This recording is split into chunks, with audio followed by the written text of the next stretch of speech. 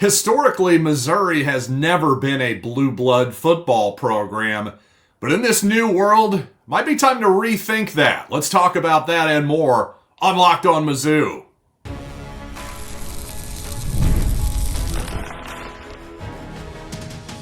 You are Locked On Mizzou, your daily podcast on the Missouri Tigers. Part of the Locked On Podcast Network, your team every day.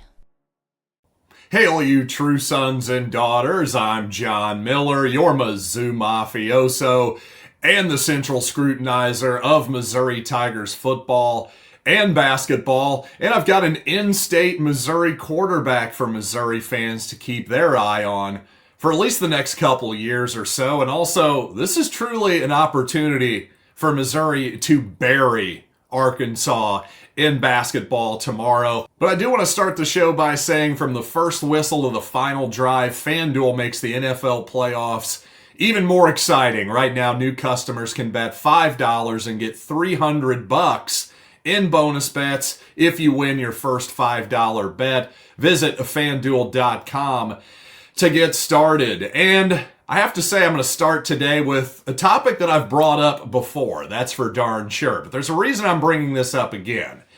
Last offseason, I was very much on the topic that, hey, Missouri, while historically not a blue blood football program, the way it's recruiting and the way it's acting right now, it might as well be. That was my whole thing. Well, another national podcast that is very popular I was listening to recently, well, they've hopped onto that particular bandwagon as well. So congratulations to you for being ahead of the curve as a everyday Locked On Mizzou listener. But I'll just say this, for the people who are pushing back at the idea that Missouri is now, again, in this new reality that we find ourselves in of free agency practically every year, name, image, and likeness, all that good stuff. Well, first of all, if people are disappointed with a 9-3 season, actually a 10-3 season, with a bowl victory this past season, well, that kind of indicates that you're a blue blood program, because I can't remember another time in Missouri history where any significant portion of the fan base would have been disappointed with a 10-win season. Perhaps 2008, there were some people who felt that way after coming off of a monumental 2007 season for Missouri. But without going all the way deeply into a discussion that, frankly, I probably beat to death this previous offseason, I think the real point here is that for whatever reason, I think in both sports, by the way, I think this is true in basketball right now as well, but in football, Missouri continues to be underestimated. And I think if you look at the odds over at FanDuel Sportsbook right now, by the way, for next year's national champion, the winner of the college football playoff, well, to me, those odds are out of whack, at least from Missouri's perspective, because you look at the Tigers and only Arkansas, Mississippi State, and Vanderbilt have worse odds to win the whole thing next year than Missouri. And it's particularly look at Auburn at 50-1 versus Missouri, who is 100-1. Does Auburn deserve to have half the odds? Or put another way, does Missouri deserve to have twice as worse odds to win it all next year as Auburn? Frankly, I think most of this is a reflection of fan attitudes and national perception as much as anything. Because while Missouri has obviously won a lot of ball games the last couple of seasons, it still takes people a while to catch up, because college football historically, well, what you've done in the past has been basically the best possible indicator of what you're going to do in the future. I think that's still probably going to remain mostly the same, but there are exceptions to that. There are teams that I think in the sort of mid to lower tiers of the SEC, of the Big Ten, teams like Missouri, who are a net beneficiary of this whole system. So I think eventually, though, if Missouri keeps playing this well, obviously, the more consistent they are, eventually the rest of the country is going to catch up. But again, I think I established my corner last offseason as the Mizzou is a blue blood guy. Thank you very much. You know what, since we're on this topic, I think a little blind resume test will actually go a long way to proving my point here. So for those of you who are watching on YouTube, I'm going to pull up a little visual aid here. Hopefully this will help you do this blind resume test here. But let's take Team A. Well, Team A for the past 2 seasons here has 19 total victories, including 2 bowl wins. They also have currently the number 7 transfer portal class, according to On3.com, and also the number 7 high school class. Well, Team B, pretty similar, actually has 2 more wins over that span of 2 seasons, 21 wins, also including 2 bowl victories. A better portal class. So for 2025, that's a thumbs up. The number 2 class in all of 2025. Again, according to On3, only the high school class is a little light here. 18th versus 7th in 2025. Again, this according to On3.com. So here's the thing. Team A and Team B seem pretty similar here, don't we? But here's the problem. Again, according to FanDuel Sportsbook, Team A's odds to win the national championship are 20-1, whereas Team B's odds to win the national championship are 100-1. Doesn't seem like something's a little bit off here. Well, as you all have probably figured out, Team B is, of course, the Missouri Tigers, but who is Team A? Yes, it's the LSU Tigers, the team that I famously said that Blake Baker made a lateral move to. LSU is actually the example, a lot of my blue blood talk this past season. And again, to that point, all of you Bayou Bengal fans are going to be screaming at me in the comments. I can hear your horrific accents already. I'm just kidding, people. But what I am serious about is that I know that historically LSU has the better program. But right now, who has the better program? Well, still probably LSU, but the gap is not nearly as big as the odds makers and the national perception would have you believe. That's my main point here, and I think, again, over the last 2 years here, sure, a small sample size, but everything's going to be a small sample size in this new world. It hasn't been going on for that long, and I think this blind resume here, to my point, I just think if you took the names off the helmets and the jerseys, I think Missouri and LSU would be a lot closer than I think the odds makers are telling us. And coming up, to be fair to LSU fans, I know there is a quarterback difference there. Of course, Garrett Nussmeier's returning. Missouri's breaking in a new quarterback next season. So I understand all of that, but let's talk more about the future quarterback carousel for Missouri, how I think that's going to be actually to Missouri's advantage in terms of just plain old numbers, and also a future in-state quarterback that you got to keep an eye on, in my opinion. But first, we got to talk about FanDuel, because from the first whistle to the final drive, FanDuel makes the NFL playoffs even more exciting. Right now, new customers can bet $5 and get $300 in bonus bets if you win your first bet. That's $300 to keep the action going. And boy, FanDuel, the app, is so easy to navigate a variety of different bets to keep the game exciting.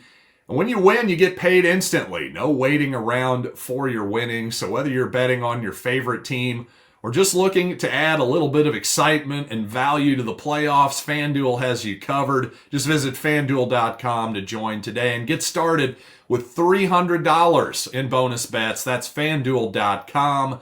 Make this season unforgettable with FanDuel, an official sportsbook partner of the NFL.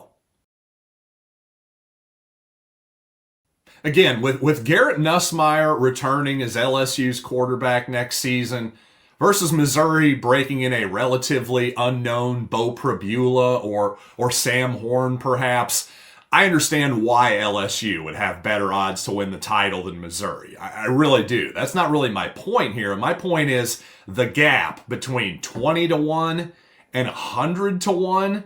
To me, that's just a much bigger gap in perception than there really should be. And also, when it comes to the transfer portal, if Missouri is going to continually go into the quarterback carousel every other offseason or so, as long as the NIL infrastructure and money remains, well, eventually the Tigers are going to hit one of those guys eventually. And when they do, again, as long as that infrastructure remains, as long as Eli Drinkwitz is still here, I think you're going to see another massive historical type of season from Missouri. And guess what? If that guy's Bo Prabula, let the good times roll, for sure.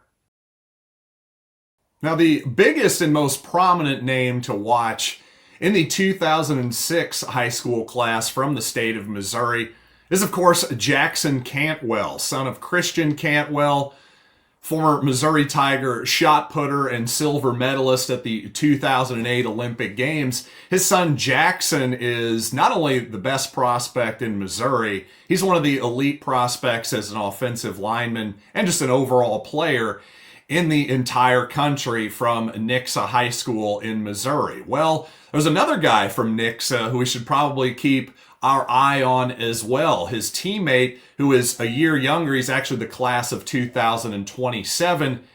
It's Nixa quarterback Adam McKnight, who at 6'4", 200 pounds, definitely has a lot of the physical traits that you look for in a quarterback.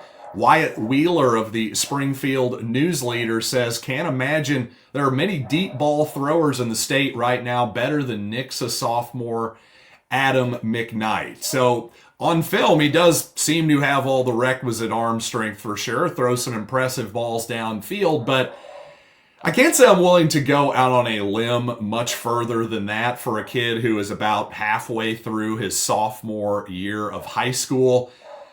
But a name certainly to be aware of in the high school quarterback market for Missouri fans is Nixa's Adam McKnight. And one listener writes in, and by the way, this person's name, no, not Eli Drinkwitz, not John Miller, but Eli Miller says, I think the Mizzou football defense will be elite next season with the portal guys we've recruited.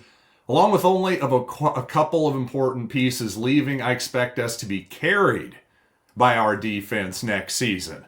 Well, frankly, I hope Missouri has a great defense, but I hope they're not being carried by the defense. That means the offense probably isn't quite up to snuff. But to Eli's point here, I think I haven't talked enough about the additions in the transfer portal on the defensive side. Hey, the old clicks lead me to the quarterback position, I have to say. But I have to admit, I haven't talked enough about really the three safeties in particular, Jalen Catalan, Santana Banner, Mose Phillips, all three players from big-time programs.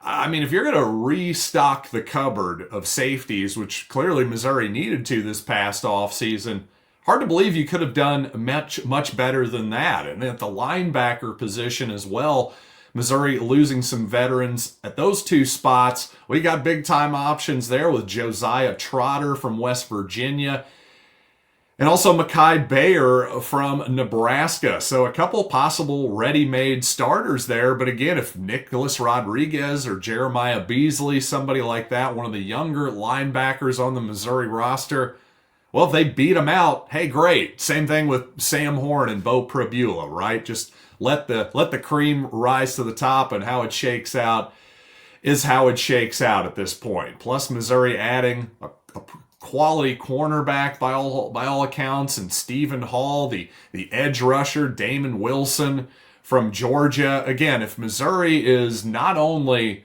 are they competing for guys who came from power programs, I mean the upper echelon type blue blood programs like Georgia, well, they're also beating programs out like Ohio State for those particular guys as well. So again, if you're beating out blue bloods for blue blood recruits and you're disappointed with a 9-3 season, not to sound like Foxworthy here, but you might be a blue blood.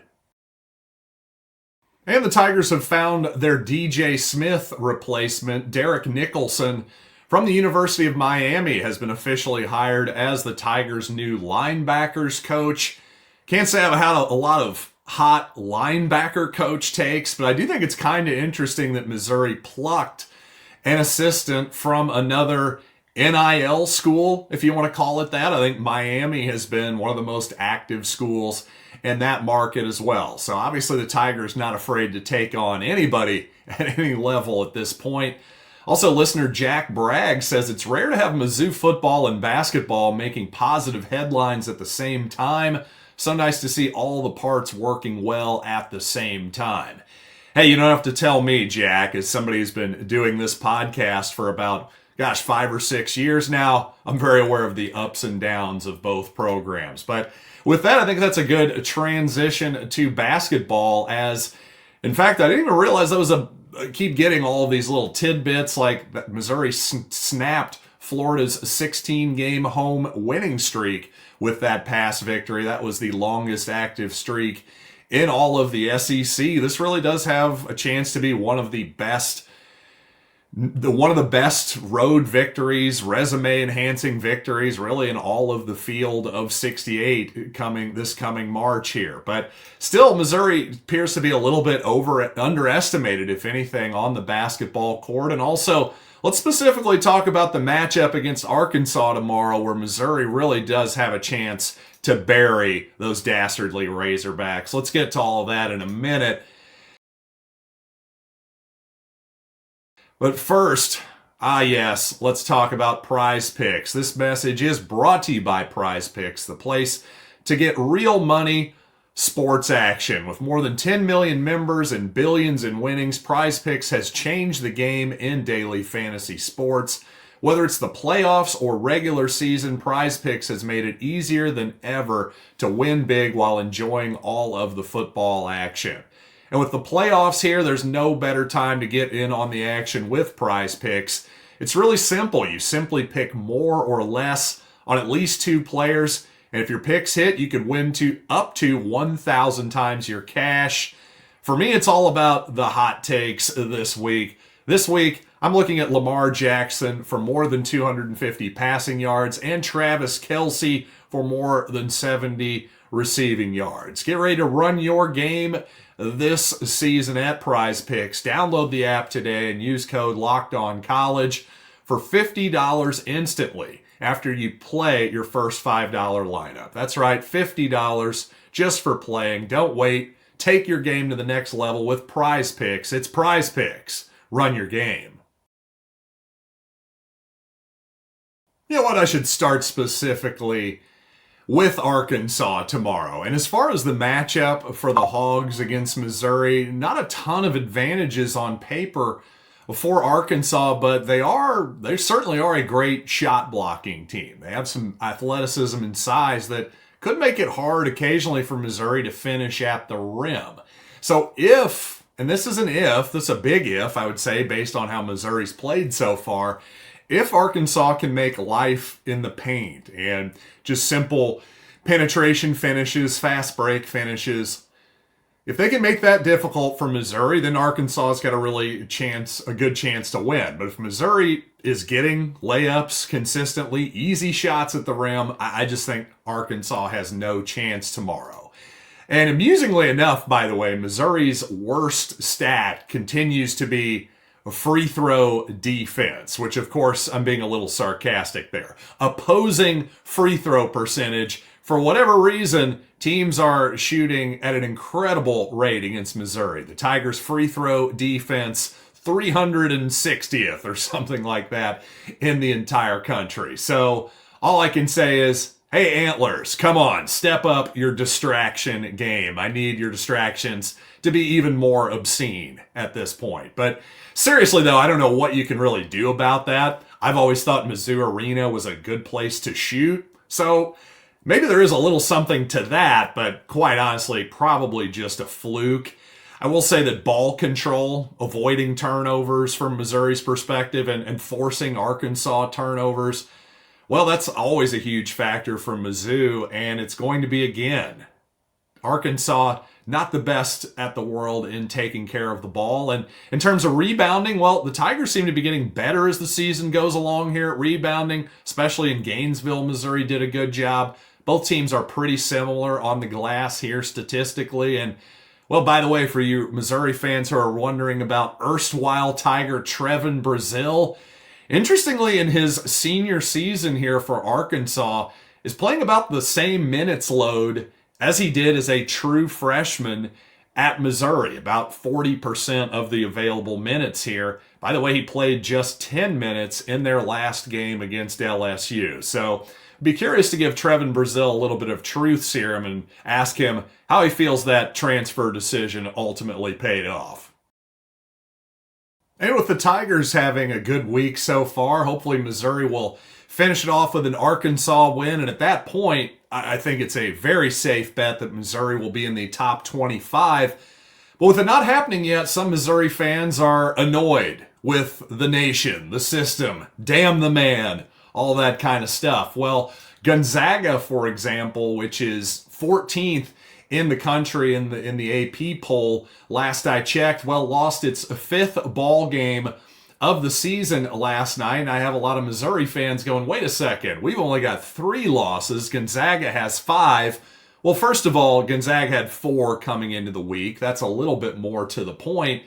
But to the annoyed Missouri fans' point, for as much as there is bias in people's perceptions, I was talking about that a lot in the first segment about college football. Well, when it comes to college basketball, it's no different. And also, there's a statistical bias as well, even on something that is mathematically based, like KenPom's projections, for example. Well, the earlier you are in the season, the more those preseason expectations and projections are going to affect your current projections. In other words, the longer this season plays out, it's all going to even out, basically. So the reason that Gonzaga, for example, is thought of very well by the KenPom projections, even though Missouri has more impressive wins and fewer losses than Gonzaga, well, anytime Gonzaga has played a quality opponent, whether it's 21 Baylor, for example, at the beginning of the season,